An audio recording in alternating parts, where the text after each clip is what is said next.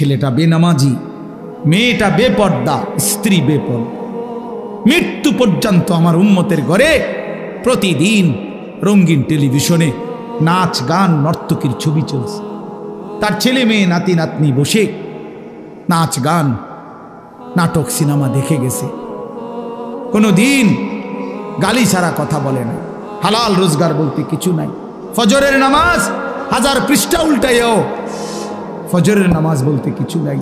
আল্লাহর কসম আমরা উর্দু কিতাবে পড়ছি, নবীজি চোখের পানি ফেলে দিবে, নবী কাঁদবে, আল্লাহর নবী কাঁদবে, বলবে উম্মত আমি সেই নবী যে 23 বছর তোদের জন্য কেঁদেছিলাম, আমি সেই নবী যে পেটে ক্ষুধার কষ্টে 2টা পাথর বাঁধছিলাম, আমি সেই নবী তায়েফের রক্তে যে সমস্ত শরীর রক্তাক্ত করেছিলাম, উহুদের দান শহীদ করা রক্ত নিয়ে ময়দানে পড়েছিলাম বেহুশ হয়ে। আমার এত রক্ত, আমার এত চোখের পানি, আমার এত ক্ষুধার কষ্টের বিনিময়ে উম্মত এই আমল নামা, তুমি আমারে এত বড় বেইজ্জতি কেমনে করলে?